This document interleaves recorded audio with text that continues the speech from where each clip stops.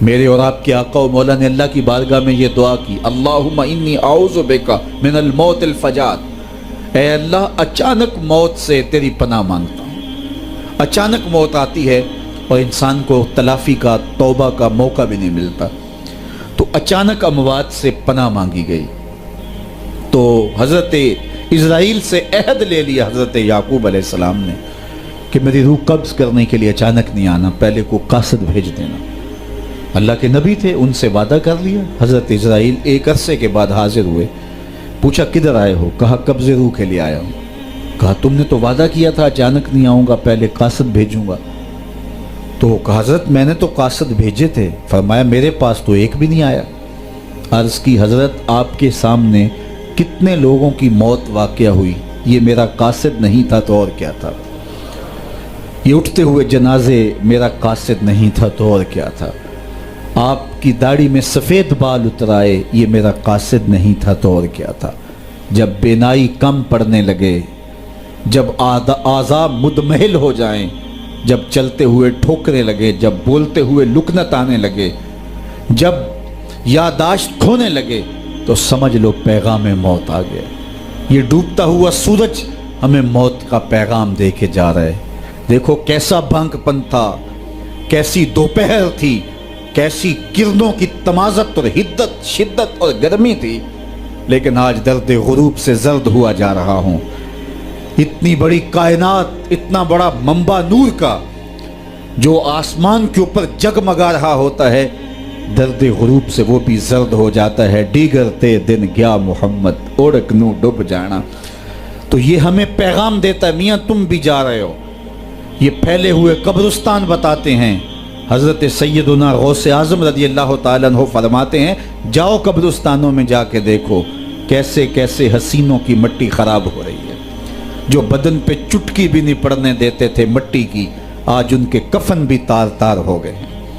یہ ڈوبتا سورج، یہ اٹھتے جنازے، یہ پھیلی ہوئی قبریں، یہ بڑھاپا، یہ بالوں کی سفیدی، یہ کمر کا خم، یہ آنکھوں کی بینائی کا کم پڑ جانا، یہ اعضاء کا مدمحل ہو جانا، یہ چلتے ہوئے ٹھوکنے لگنا، بولتے ہوئے لکنت لگنا، یہ سب کچھ موت کا پیغام ہے۔ حضرت عمر بیٹھے تھے دربار میں، ایک شخص آ کے کھڑا ہو گیا، یا عمر لا تنسا موتک، عمر اپنی موت کو نہیں بھولنا۔ حضرت عمر یوں کانپتے ہیں جس طرح بید کی شاخ کانپتی ہے۔ اللہ اکبر۔ کہا میاں روز آ جایا کر اور مجھے روز یہ میسج دے دیا کر۔ بھری بزم میں وہ آ کے کہتا ہے عمر موت کو نہیں بھولنا۔ مہینے کے بعد مشاہرہ بھی دیتے ہیں۔ ایک دن آیا، اس کا شکریہ ادا کیا، مشاہرہ دیا، آج کے بعد نہیں آنا۔ مجھ سے کوئی گستاخی ہو گئی؟ نہیں۔ کوئی اور شخص آنے لگا؟ نہیں۔ تذکیر موت کی ضرورت نہیں رہی؟ فرمایا نہیں۔ تو پھر مجھے چھٹی کیوں دی جا رہی ہے؟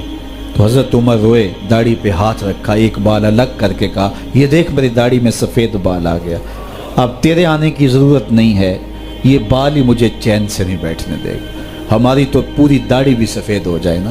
میاں صاحب بولے ہڈیاں کمبن گوڈے کھڑکن تے اڑ گیا لک تیرا، اجے بھی بدیوں باز نہ آئوں جیو مرد دلیرا، فما اصبرہم علی النار۔ اللہ قرآن میں فرماتا ہے لوگوں کا آگ پہ کتنا حوصلہ ہے، کتنا حوصلہ ہے لوگوں کا آگ پہ۔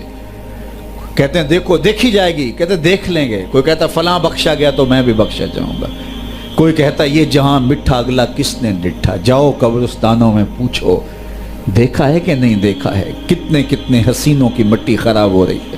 تو قبل اس سے کہ وہ وقت آئے کوئی حجت باقی نہ رہے، مجھے اور آپ اپنی زندگی کو اللہ کے حضور سپرد کرنا ہے اور موت کا ذائقہ ہر ایک نے چکھنا ہے قبل اس سے کہ وہ وقت آ جائے اور پھر پچھتاوا ہو۔ آج میں اور آپ اپنی زندگی کو اللہ کے حضور پیش کرنے سے پہلے اپنے آپ کو تیار کریں۔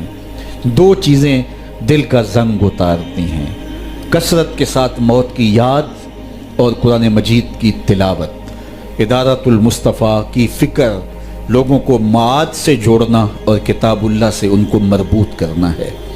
اور اسی فکر کے اوپر ملک کے بلکہ دنیا کے ایک ایک گوشے پہ اس پیغام محبت کو پھیلایا جا رہا ہے، تاکہ اگر ہم اپنے دلوں کو مصفہ کرنا چاہیں، اپنے باطن کی پاکیزگی اور طہارت کا ساماں کرنا چاہیں، تو ہمیں یہ کرنا ہوگا۔ اور یہ نسخہ دلوں کی پاکیزگی کا، دلوں کی صفائی اور ستھرائی کا یہ ہمارا کوئی ایجاد کردہ نسخہ نہیں ہے، یا کسی سنیاسی بابے کا نسخہ نہیں ہے، یہ دل و قلب و نگاہ کے مرشد اولین کا بتایا ہوا نسخہ ہے، دلوں کے طبیب کا بتایا ہوا نسخہ ہے کہ اگر آپ اپنے دل مصفہ کرنا چاہیں، باطن صاف کرنا چاہیں، تو قرآن مجید کی تلاوت اور کثرت کے ساتھ موت کی یاد یہ تمہارے دلوں کو پاک کر دے گی۔